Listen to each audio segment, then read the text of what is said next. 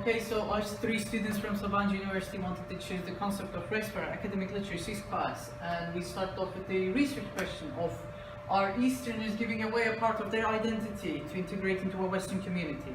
Well, we think yes, and we think that it is unnecessary because differences makes us unique, and we in core are similar enough to be actually living together. So there is no race or ethnicity or culture that is superior to the other, so there is no reason to feel inferior and alter your identity for that. But why did we choose this? Because, well, we live in a university which has a lot of international students, so it is actually rather easily observable, and it is rather relatable because we live in a country that is stuck between East and West, and in our opinion this is not actually talked about much, and it is rather controversial because we talk about the concept of race, which in definition is controversial. And by talking about race, let's start.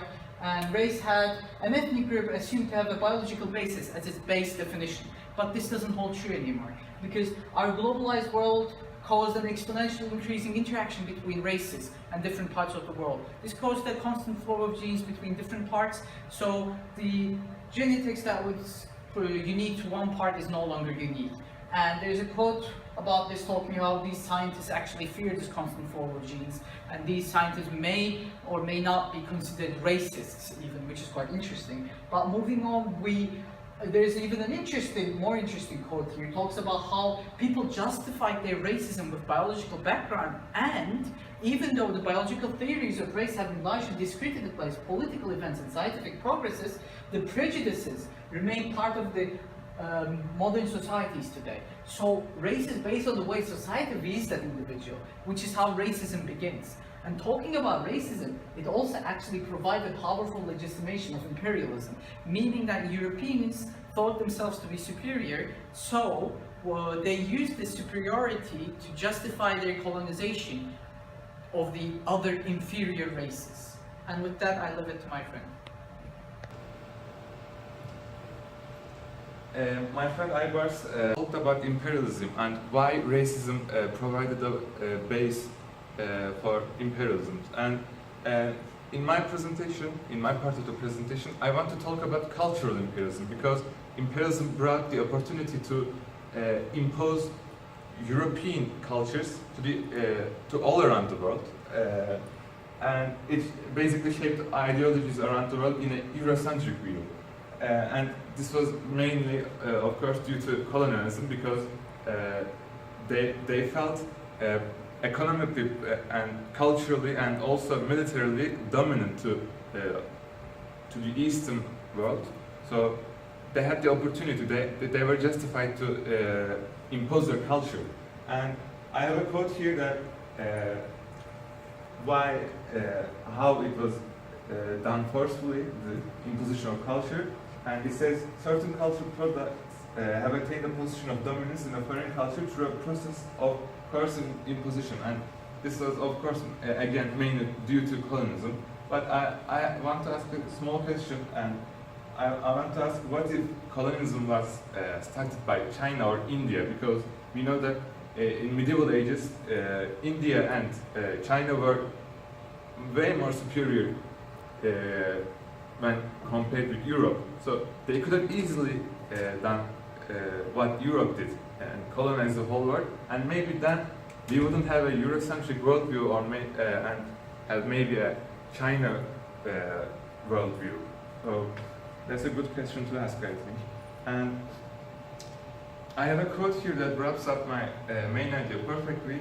It says, there were writings about the Orient, he argued, constituted a discourse which conflated distinct societies and imputed to them a set of negative attributes, contrasting to corresponding positive qualities attributed to the West.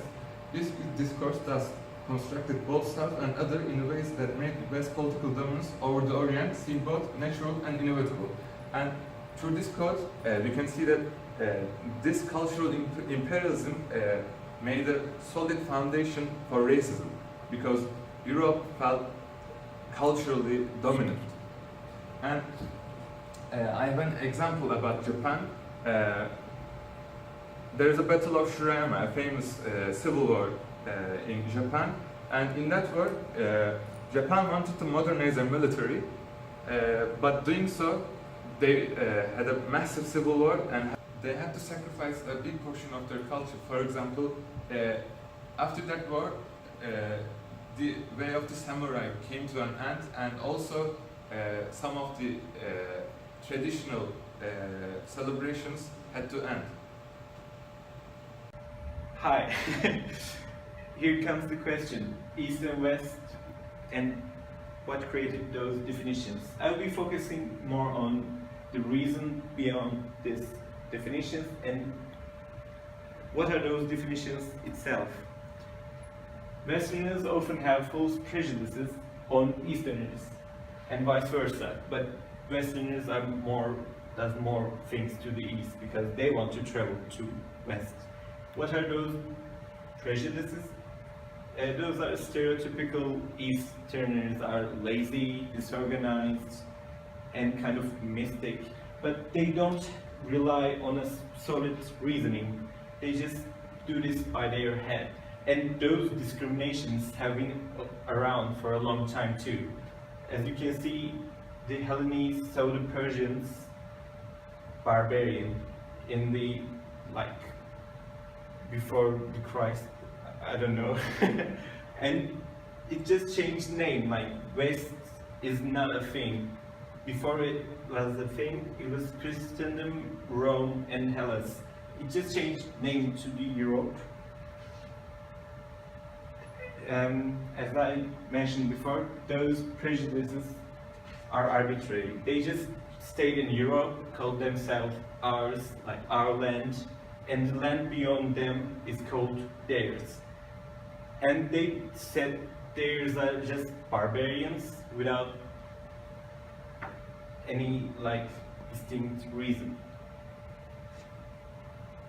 They did this without knowing that the land they stayed, West Europe, doesn't have a distinct definition. Look at the scope. Then comes to the question, where is the eastern boundary of this peninsula? There is no obvious answer. So they don't know where the boundaries that define Europe. They did those discriminations, they created those discriminations without knowing that even the West is not defined. So if you're curious and want to learn more, you can get to this website.